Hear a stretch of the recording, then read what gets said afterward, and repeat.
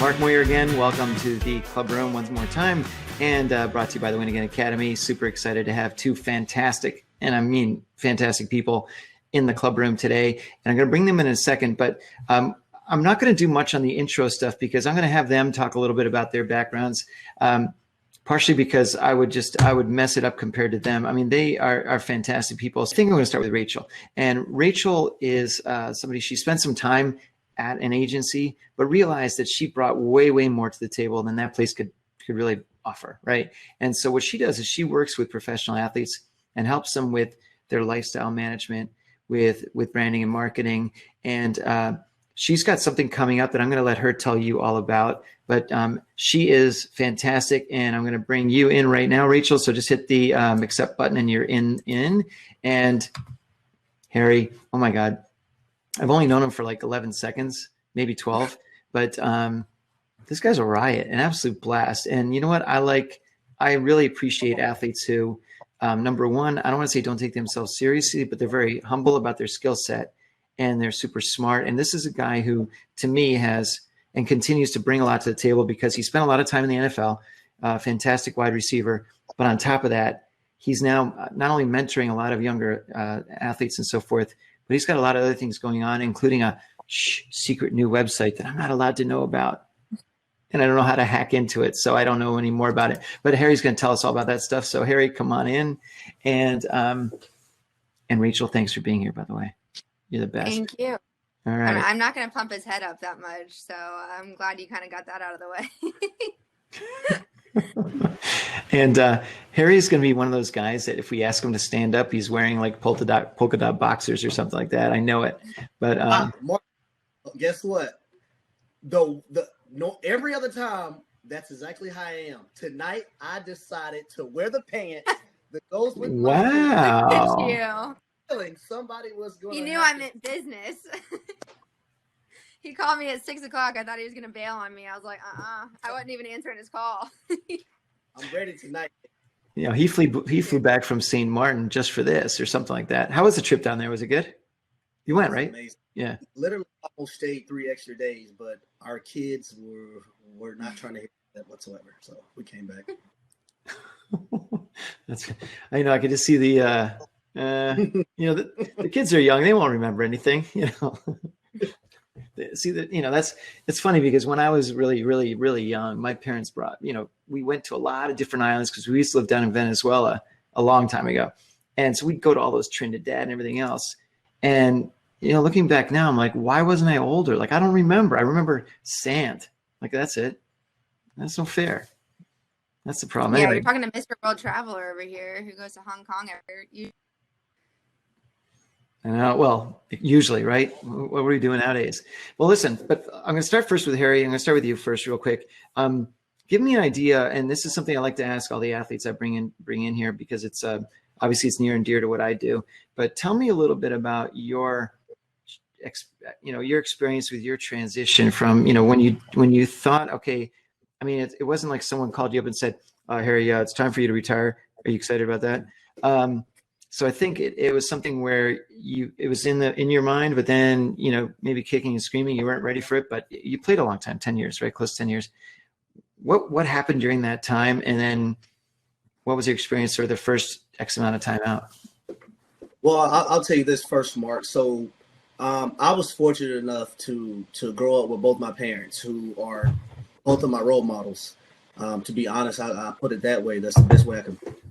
And very, very intelligent. My mother went to college at 16, University of Florida. Wow. Very, very intelligent as well. And they gave us the blueprint to success, right? So as I'm going through this journey that I call life, and you go through so many things, you go through obstacles. I was just telling somebody earlier in one of the rooms that I tore my ACL my second year in the NFL. I tore my ACL, my MCL, meniscus, and had a bone fracture. So instead of just being down in the dumps, I decided, okay, I tore my ACL. Let me do an internship at the NFL office on Park Ave. That's back when the office was on Park Avenue. So I got a chance to work in consumer sales, officiating, player development. and all those things, built a lot of relationships in doing so. So fast forward about 5 or 6 years later, I happened to decide, okay, let me start thinking about what I want to do after football. And for me, I always wanted to be a lawyer since I was 4 years old. So I did an internship at a law firm my entire senior year in college. So I'm getting all this stuff together, studying for the LSAT and whatnot. And someone comes to me, and this is why it's great to have great friends around you, have a great group around you, people who don't just blow smoke up your behind and tell you real things. Someone comes to me, they're like, listen, you would be great at media. Originally, I brushed it off. I said, okay, then someone else told me. So I said, okay, in the off season, let me do an internship at the radio station and see where it takes me. Lo and behold, every off season, I'm doing that. Not to mention now, this is why it's a testament to treat people the right way as well, no matter the circumstances. Everyone at the facility, I treated with the utmost respect, whether it was the cooks, whether it's the people doing interviews. I did interviews for everyone, always was nice to them. So when it came to me to ask someone for assistance in the media business, right then and there, they gave me a helping hand because of the fact that, hey, you gave me an interview at this such time, at this such and such time when no one else would do it. So I'm intern at the radio station, and I'm like, dang, I'm pretty good at this, and I'm taking it serious. So I get to about year 8, and I'm like, okay, I don't think I have many years left in me. So I started doing more and more, started researching more, started utilizing my relationships, building relationships with people. So when I got out of the game, I literally jumped into it. So last year, I would say, was my first full year. And blessings on top of blessings. I had a chance last year to work with ESPN. Not year before last, because not the COVID year, the year before that. So I got a chance COVID year. Yeah. No one's counting last year. To work the national championship with ESPN, the semifinals game with ESPN, countdown to college game day twice, college football show. And in doing so, I built a lot of relationships as well. So fast forward, COVID year comes. We all know it's a stinker. It's a bummer. So I said to myself, you know what? Let me do something on my own. At the same time, I'm doing a pregame, postgame, halftime show for the Falcons, and I'm co-hosting a show called Rise Up Tonight on Fox 5 Atlanta every night in Atlanta as well. So I said, let me start something. I have these amazing connections. Let me start my own show. So that's how my own show, the HD Connection, actually came about. And my mission statement for it is to use the power of connection to connect with polarizing personalities in all facets of life. Now, me being the brainiac that I am, the nerd that I was in school, I said, you know what? I don't want to just focus on sports because there's more to life than sports, right? And I never let anyone call me a football player. I'm a man that plays the game of football because there's more attributes to my life. Yeah. So I'm looking to have athletes, artists, chefs. Yeah, he's a part-time chef in all of his free time. Yeah, I forgot to tell y'all that. I'm humble. Trust me. I'm the jack of all. No, I've seen stuff. It's good. I can 5-course meal really cook really well. But I'll tell y'all this: my parents instilled confidence in me early on, which I think every parent should instill confidence in their kid at home, so they don't seek it anywhere else. Allowed me to have the confidence enough to say, you know what?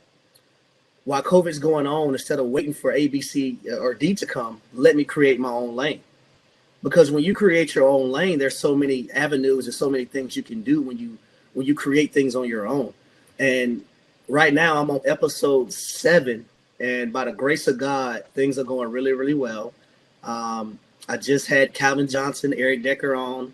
I'm going to have Arthur Blake come on March 1st. And all these guys or ladies that I have come on are through relationships, the power of relationships. Relationships are way more valuable than money. If you have the right relationships, they will get you the money that you want in your life. Trust it.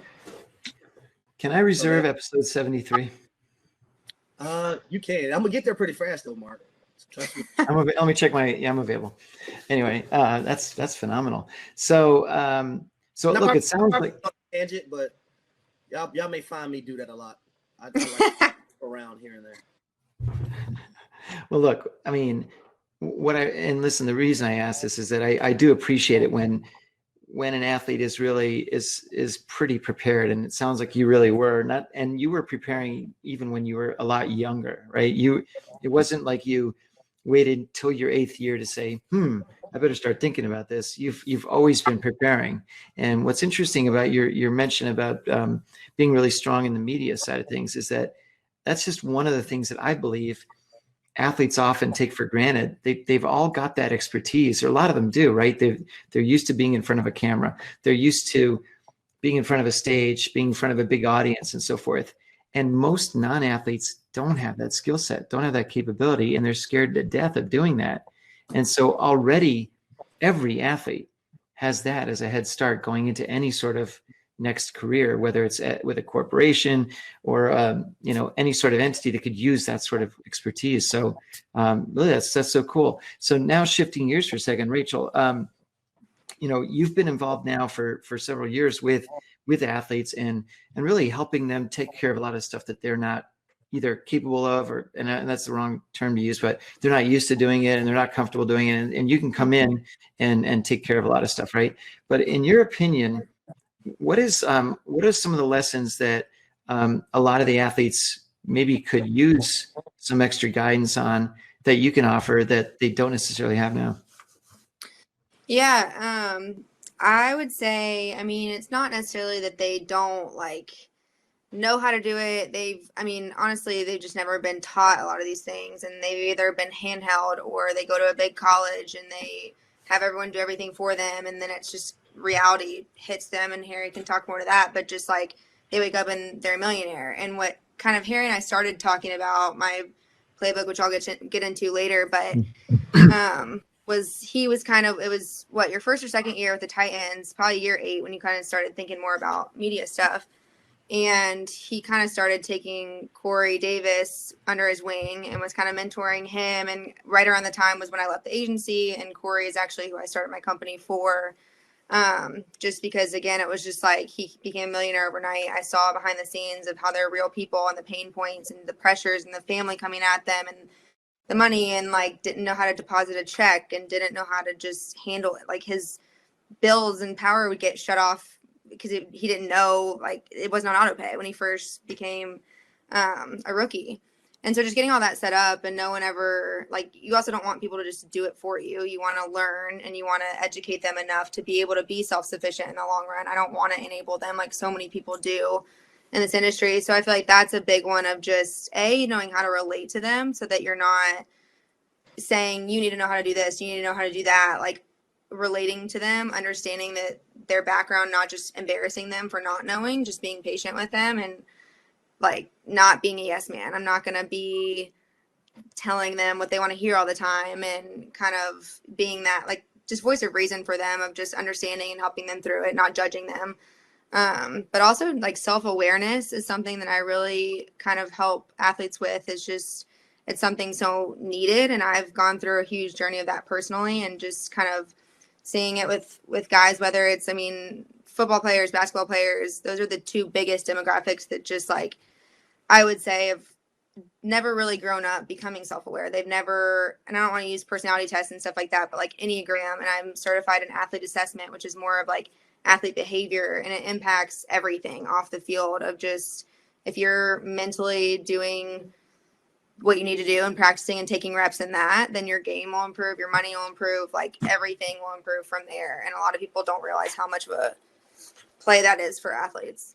And I'm gonna jump in real quick, Rachel, and piggyback off what you said is you didn't judge them, right? And let me tell you why that's huge, because a lot of people look at these athletes and put a lot of athletes here, but they don't understand the background of where some of these athletes come from, right? And I'm gonna use family A and family B to give y'all an example.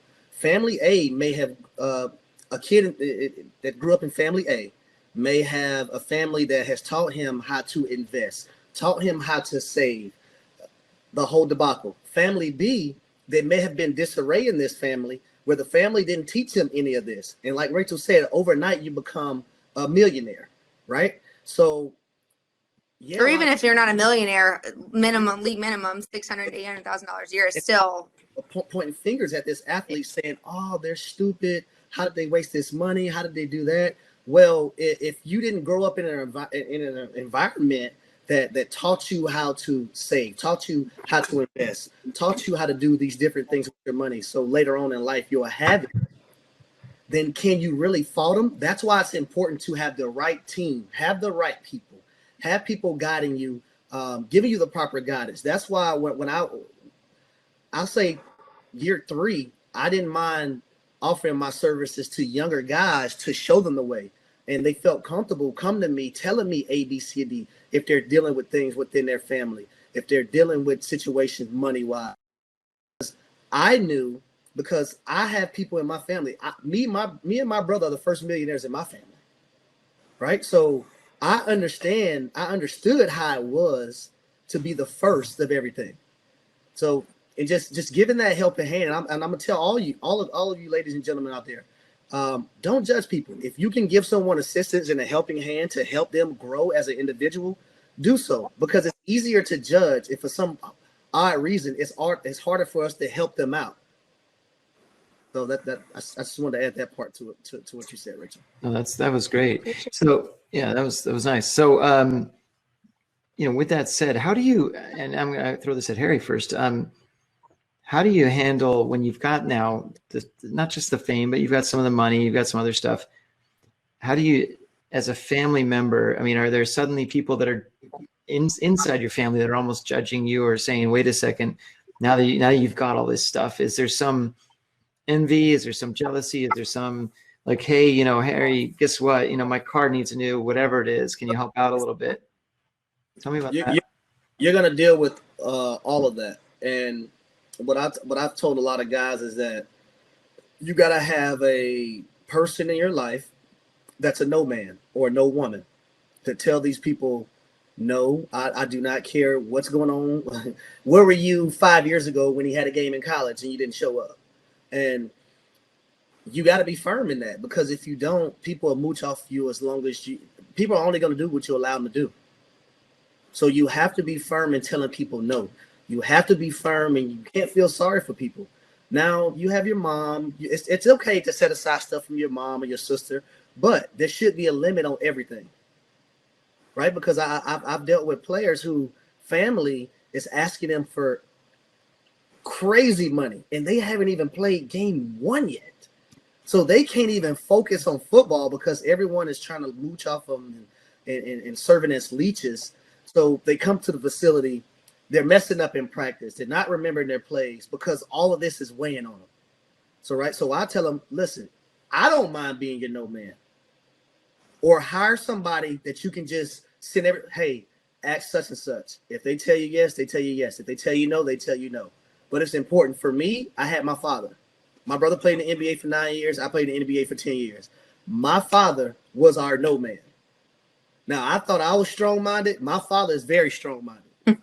My father said no, it was no. When people asked for tickets, if it wasn't close, immediate family that has grown to watch me since I was a kid, listen, if you don't have those $125 given to my parents, don't go to will call looking for no ticket, because it won't be there.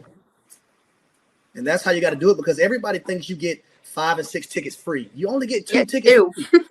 Away games, you don't get any free. So you have to pay for all these things. But you have to have somebody in your corner, or you have to be strong-minded in telling people no and not feel shameful for doing so. And I'm going to piggyback on that. And that's honestly a lot of why I started my company too, is just to be that person for these guys. But also, it also comes down to having a plan. And with the playbook that I'm putting together, it's just like me personally, I don't mind being that person. Like if they're going to hire me to be, at the end of the day, they're my client. That's who I work for. But I'm going to know you inside and out. You're going to have to be completely straight up and honest with me on things. And we're going to have to set a plan. Because when Joe Schmo comes running up at draft and it's my nephew and whatever, I need to know this, that, and the other, every baby mama, everything that could be an issue, because I will know how to handle each of those people. And people that we don't prepare for, if it's not in that circle, it's a hard no. Like, you got to have a plan with financials, with everything, with family, with prenups and marriage, with everything beforehand. Because in the moment, obviously, it's easy for an athlete to get cloudy judgment or feel bad or get roped into something that they don't either fully understand, or feelings get involved or whatever it is. So That was great. So, so you're the no woman, aren't you? I like that. I am. I like that. I like that. Good. Yes, right. So listen, before I forget, I'm a no man to the client themselves too. It's not just everyone around them; it's to them. Yeah. So. That's good. Well, you have to be, right? So real quick before I forget, there's a Q&A section on the right side of your screen. And what you can do is pop in a question there. And if you're interested and you want to be, I can invite you in to the screens here to ask the question directly to either Rachel or Harry. So if you've got a question and you want to come in, say, yeah, happy to ask it. Otherwise, we'll keep it anonymous. But if you have any questions, do that there. Now, so next up, Rachel, tell me a little bit about what you're planning with the Perks playbook and so forth, and what does that really mean, and who has access to that? It's kind of constantly evolving right now, but I have pretty much the entire outline. Like you said, I've been working with and around athletes for 7 now. Playing sports, I've grown up around athletes and friends and college and stuff. So I've kind of modeled it about things that I've just observed and learned with clients or with friends through the process of, basically it's 100 plus tasks that they need to focus on throughout their career, primarily focusing in the transition year 1 from college to the league, of just starting to think about the questions you need to ask, and people on your team, like an organization chart below you, and like at the end of the day, knowing how to have people work for you. Think of yourself as a business, think of everything that could go wrong, all the roadblocks, all the everything to prepare for, and then have advice from clients I either have worked with in the past or work with now, and guys that have been through it. Because yeah, I can say it, but it means a lot more coming from them, which is why I kind of started the content series. Was I've heard these guys say it backwards and forwards, I've witnessed it with their families and the things that come up, but hard like quotes from them and hard advice just means more coming from them because they've lived it. And so I want to be able to pass that down, because I know guys are starting to get a lot more vocal and use their platform for that. But if I can be a resource, just earlier the better. Honestly, start talking to these kids in college and be able to know, hey, one of my clients or my former I'm close with has gone through this. Like, let me connect you. Like, Harry would love to talk to you about this and be a mentor for you, and kind of make that connection. So just kind of seeing everything that could come up that guys don't really, they've heard it, but they haven't really understood it. And partly an educational resource too, of what a trademark is and when you need to get that done and how to set up an LLC and kind of the business logistics that they can use or not use, but it's kind of there for them as kind of a game plan. That's awesome. That's really good. Hey, so speaking of that, you just mentioned a second ago about mentorship and Harry. So I want to, that's my question for you, Harry. Tell me a little bit about what it's like to act as a mentor for a lot of these younger players and anybody else. And what is it that you try to do when you're giving advice, and how do you do it? I'll say first and foremost, for me, it's all about wanting everyone around you to win. That's the first thing. And in order for that to happen, there can't be any jealousy. I've seen guys older than me when I came in the league, not on my team, but on other teams, would purposely derail young guys in the wrong direction because they didn't want them to take their spot on the team. And that was absolutely crazy to me. But within mentorship, it's all about paying it forward. And that's why I was so big in the community as well. My parents were so big in the community for me growing up. So giving back is my duty, right? There's nothing better than doing something for somebody who can never repay you. And when I like to mentor people, I don't look for anything in return. I just want guys and ladies as well to win in life. And if there are things that I've went through, or people that I know have went through, that I can share with other people that are about to go on the same journey or a different journey, I have to. It's a must, because it's the cliche, it takes a village to raise a child. I already told y'all I had amazing parents, but I had amazing coaches also. I had amazing friends as well. I had amazing other people that helped shape me into the man I am today. So I just think it should be a lot of people's duty, but a lot of people don't look at it that way because so many people are threatened by other people, and I just don't feel like that's life to me. I just don't. Well, what's interesting is that everybody can be a mentor. Everybody can, because we all have some level of expertise in something that we are more of an expert than someone else. Like I can teach you about, let's say, coaching athletes on how to be blah, blah, blah, but then you can talk to me all day long about how to be physically fit or how to run a faster 40, etc.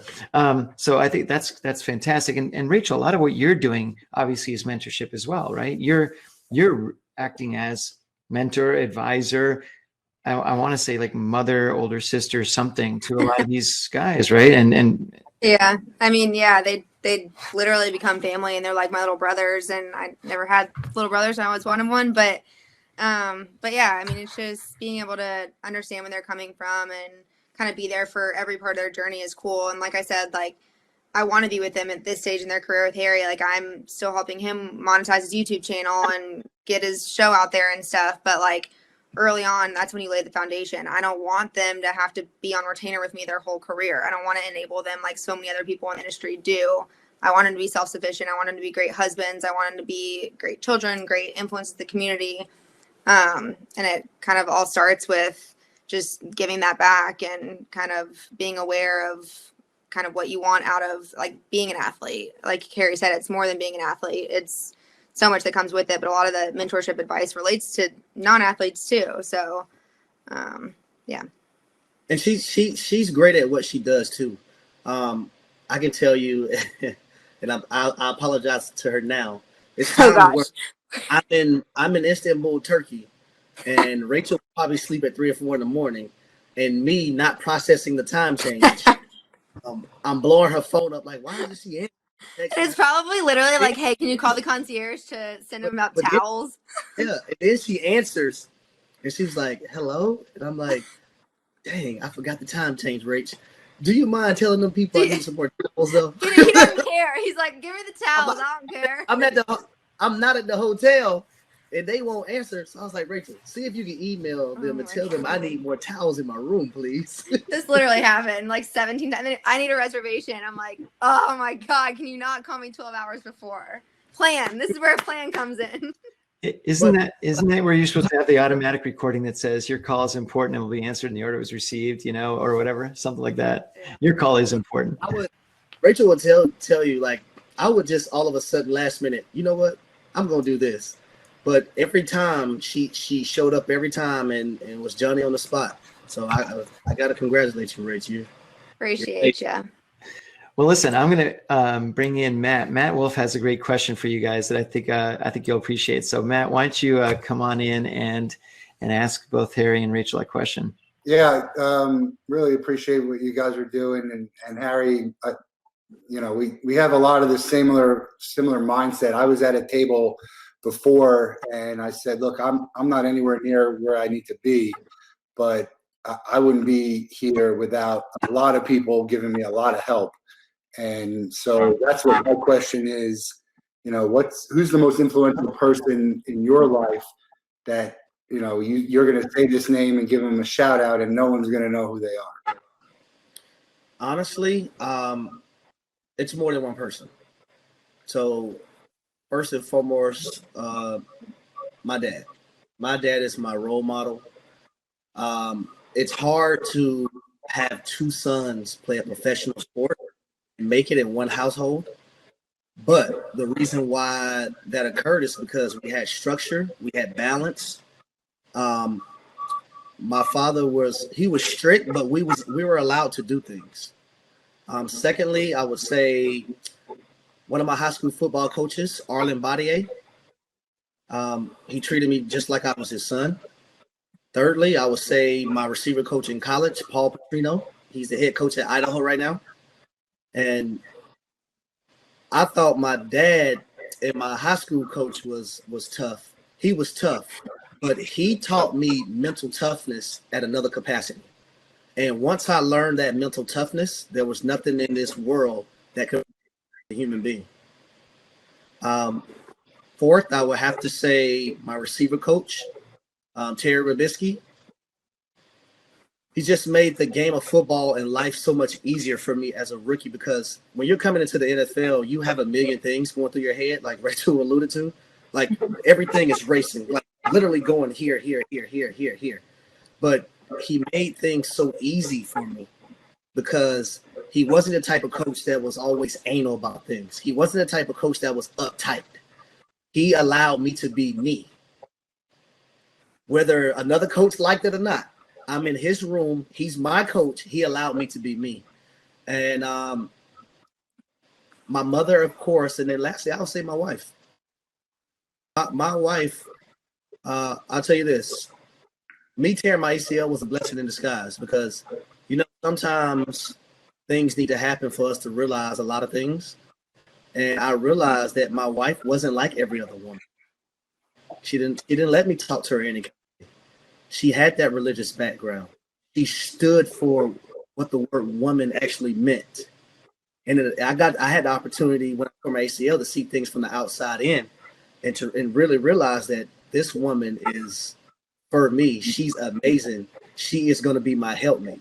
She doesn't need me, but I compliment her. You know what I mean? And that was huge as well. And she didn't tell me what I wanted to hear. If I was wrong with something, she told me. It wasn't scared to voice it. So I would say those five, I think it was 5 or 6 people. Yeah, accountability is everything, really. Bonus question: Who's the best receiver in the history of the NFL? Is it Jerry? Is it Megatron? Is it? Put him on the spot. What else? I gotta go with Jerry. I gotta go with Jerry right now, but at the end of the day, it would probably be Julio Jones. Julio will be. Yeah. Thank you. Great questions, man. Thanks, buddy. Appreciate it. All right.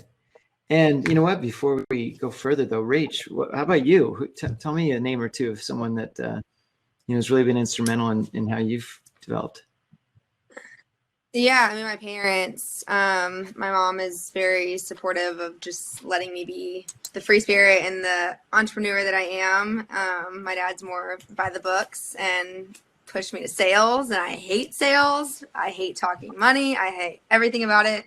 But we butt heads so much because we're so stubborn. But at the end of the day, like, he's 100% my hero and really motivates me to be the best I can. And then one of my teachers from high school, I was always like the smart kid, all the AP classes and gifted program or whatever. And I was like so embarrassed about that. I was so adamant about like trying so hard in school, and I was so hard on myself growing up. And then I got to high school and I was kind of hanging out with like not the greatest crowd and whatever. My teacher pulled me aside. He kept like changing my class, my math. I kept dropping out of math and out of gifted and accelerated to go down to regular to be with my friends. And he would just go without even telling me, change my schedule and be like, stop dumbing yourself down. Like, I know you know how smart you are. I know that you have higher standards for yourself, and I can see that. But like, you don't need to be like everyone else. And so he just kind of like kept holding me accountable and accountable and accountable.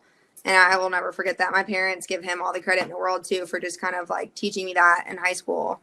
Just because it stuck with me forever. That's awesome. It's interesting because, sometimes we're all going so fast that we lose sight of, we stop thinking about all those people. And, I think sometimes it's a good idea I know, especially now with what's happened over the last year or so, I think, many people are saying we need to exhibit more gratitude, and we need to really take a look at what's come behind us to help us go forward. And, I think that when you spend some time, just even if it's every day, spending a couple minutes just thinking about not just all the stuff that you've been blessed with and you have, but also who's been behind you and supported you and that sort of thing. And, it's funny, Harry, when you said, that you keep in mind, who was there at your high school game when it was pouring rain and all that sort of stuff. And those are the people that are the people right, truly support.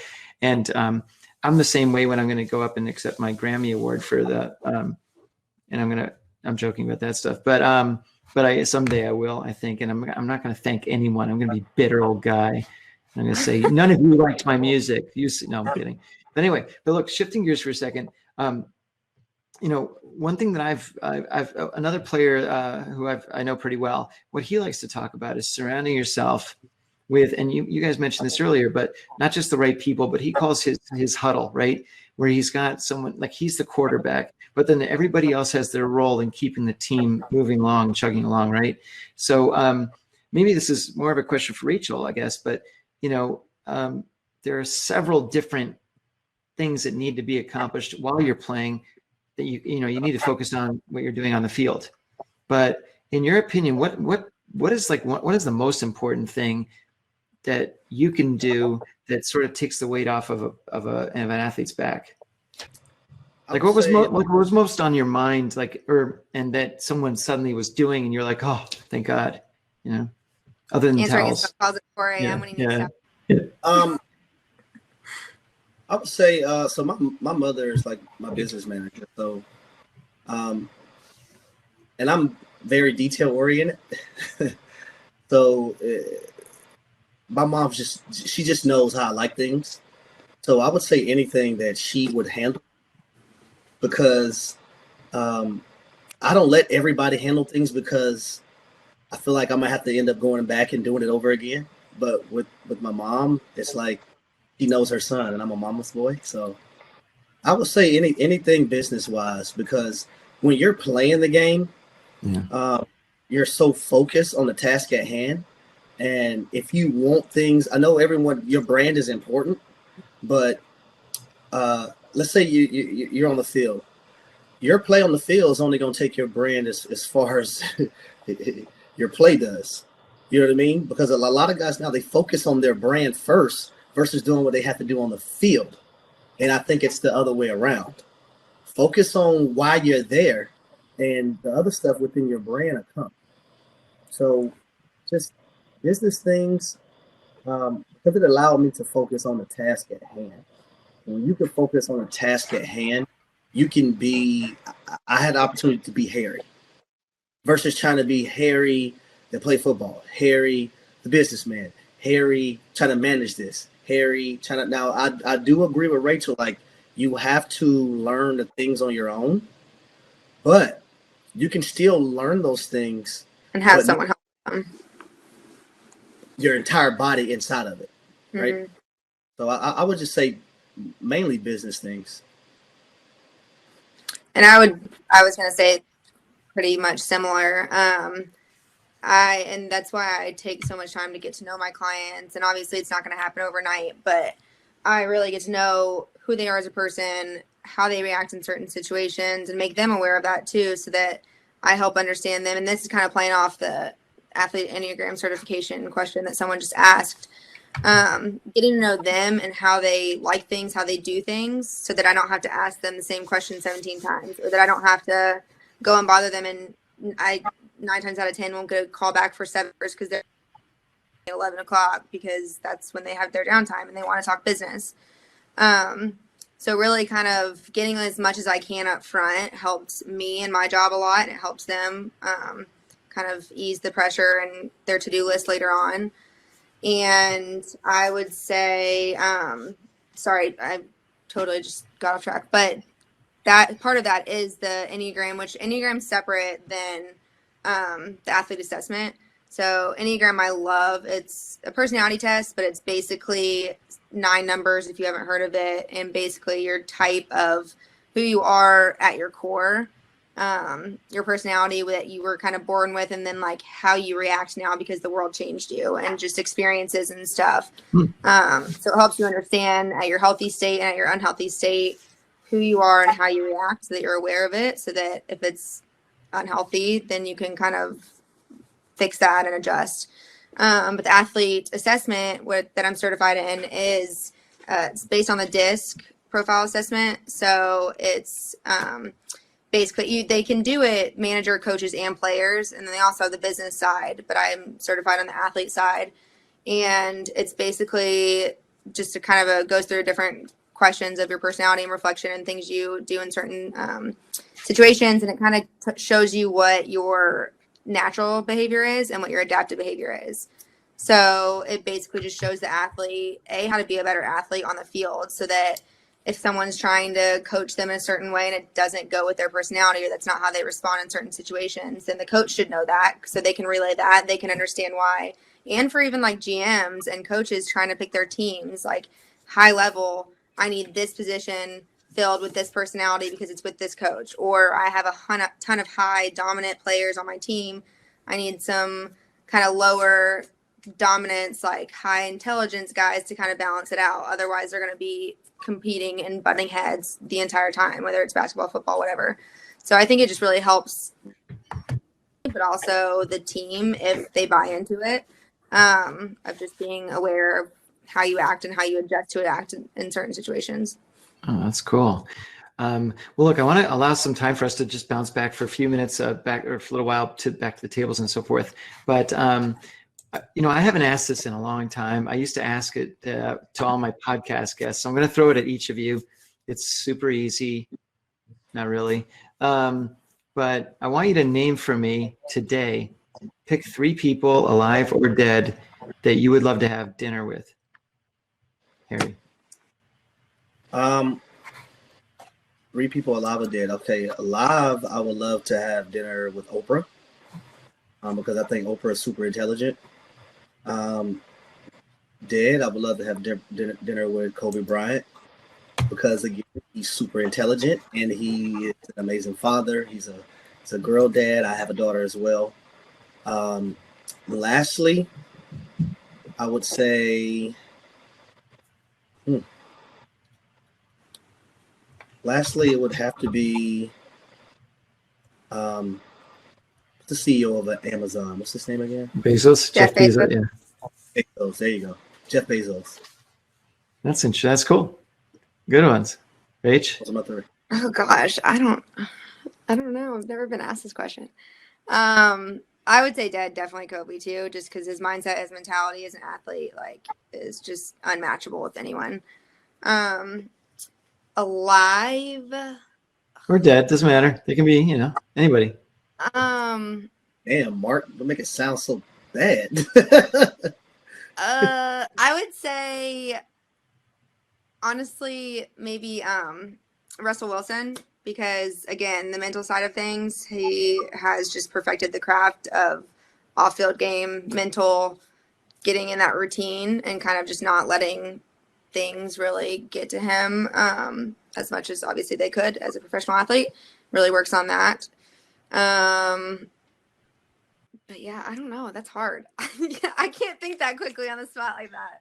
Gotcha. Well, like sit down with, but you know what's interesting is I never, like me, I think it'd be really awesome to hang out with, like, and have a beer with Abraham Lincoln. Like, a drink with that guy. I don't know if he drank, who knows, but, or George Washington or something. Also, like Sarah Blakely, owner of Spanx, who that's started Spanx. interesting. Yeah. She's awesome. And I've watched some webinars and stuff on her, and just like her work ethic and her story kind of reminds me of like my entrepreneurial journey and stuff. So yeah, I hope you're the next Sarah Blakely. That'd be great. Let's hope. Yeah. And Mark, yes, sir. Before we go back to the tables, can I leave everybody with like 4 or 5 things really quick? Of course, go for it. All right, here we go. Number 1, everybody. Very, very important. The word vision. Before anything could come into fruition, you must have a vision, right? The Bible says, "Where there's no vision, the people will perish."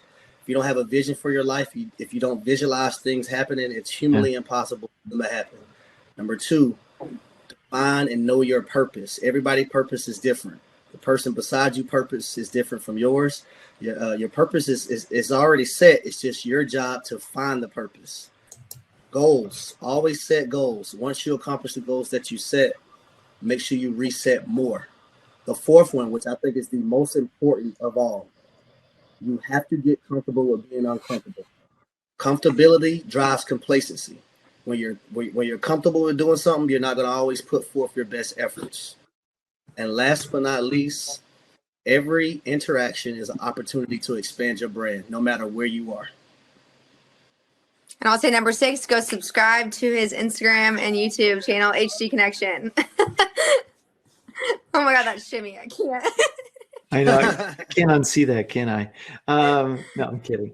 Well, That Rachel, will not be featured on his YouTube channel, I promise. Well, wait, let's talk about that. So real quickly, just what is the best way to reach out to each of you guys? Harry?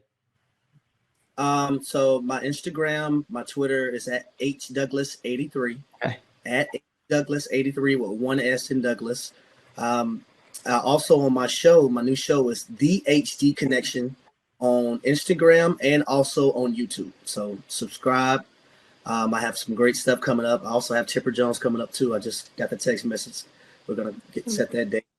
So I have a lot of good content. And with every interview that I do, there's always a message. My last one with Eric Decker is about couples supporting one another. What the guy had, DJ Infamous, it's about being ready because you never know when another opportunity is going to come.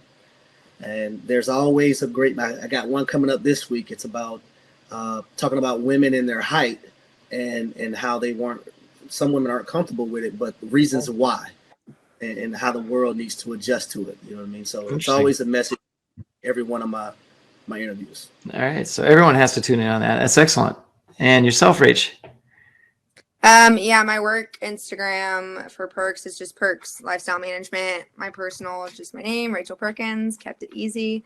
And then my website is just perkslm.com. And then if you guys want to get connected with Harry and have him do any speaking engagements or know anyone who might want to book him for anything, or get creative on that front, let me know. My email is just rachelperkins@perkslm.com, but all that's on my profile, and I'm sure, Mark, you can send it out afterwards.